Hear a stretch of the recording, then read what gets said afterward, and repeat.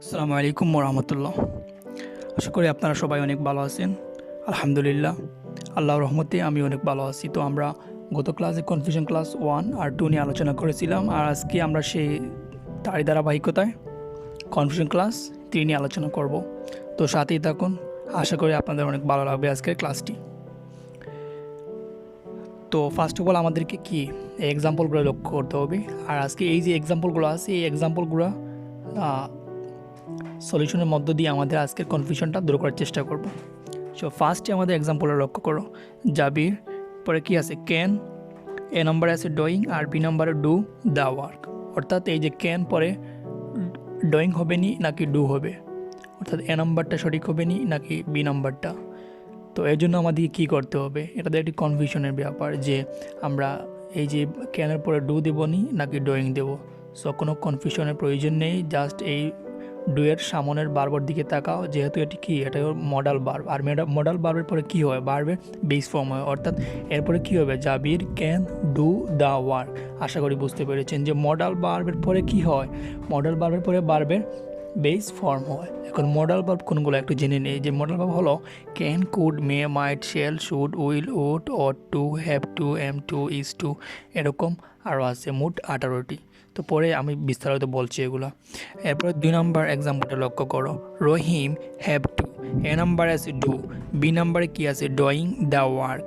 অর্থাৎ রহিমকে কাজটি করতে হবে। তো এই যে হ্যাভ টু এর পরে ডু হবে নি নাকি ডুইং হবে, আবারও আমাদেরকে লক্ষ্য করো। এই যে হ্যাভ টু এটা কি, এটা হলো মডাল বার্ব, আর এরপরে কি হয়, এরপরে বার্বের বেস ফর্ম হয়। সো এর জন্য Rahim have to do the work, অর্থাৎ এই এ নাম্বারটা হবে রাইট।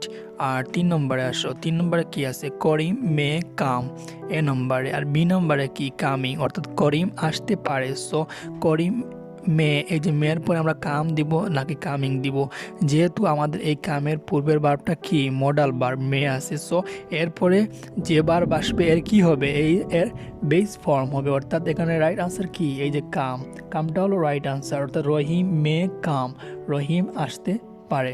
আশা করি বুঝতে পেরেছো এই 3টি এক্সাম্পল। তো পরবর্তী এক্সাম্পলগুলো লক্ষ্য করো কি আছে এখানে কি আছে, হি শুড গো দেয়ার, অর্থাৎ তার উচিত সেখানে যাওয়া।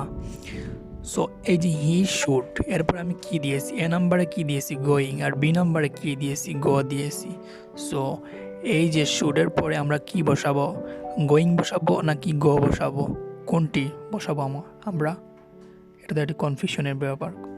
সো যেহেতু এই শুডটা কি মডাল ভার্ব, এরপরে কি হবে, এরপরে বার্বের বেস ফর্ম হবে, আর সেই অনুসারে রাইট আনসার কোনটি, হি শুড গো দেয়ার। ঠিক আছে, এই যে এই বি নাম্বারটা হবে রাইট, এ নাম্বার নয়, গোয়িং নয়, হি শুড গো দেয়ার। আশা করি বুঝতে পেরেছো বিষয়টা। এরপরে আছে আই এম টু ডু, এ নাম্বারে, আর বি নাম্বারে কি দিয়েছি আমি ডুইং দিয়েছি।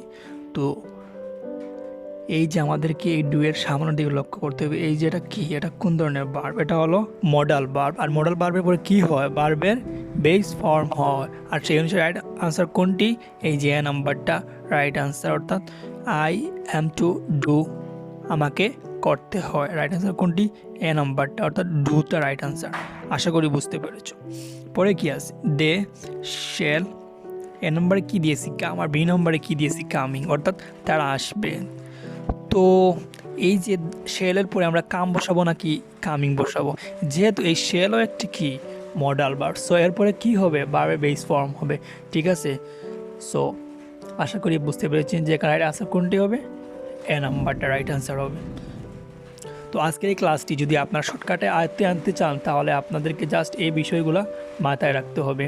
এই যে শর্টকাটের দিকে একটু লক্ষ্য করো। Shortcut can, could, may, might, shall, should, will, would, be বার প্লাস টু, অর্থাৎ am to, is to, are to, এগুলা। আর এরপরে কি have to, had had better, ought to, পরে কি উড রেদার ইত্যাদি মডাল বার্বের পর বার্বের বি ওয়ান অর্থাৎ প্রেজেন্ট ফর্ম হয়।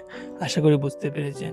এই যে আমরা এতটুকু ক্লাস করলাম, এই ক্লাসের মূল সারাংশ কোনটুকু? এইটুকু। জাস্ট আমাদেরকে এটুকু মুখস্থ করতে পারলে আজকের যে ক্লাস বা কনফিউশন ক্লাস 3 যে আলোচনাটা একবারে ইজি হয়ে যাবে, অর্থাৎ আজকের কনফিউশনটা ইজিলি দূর হবে।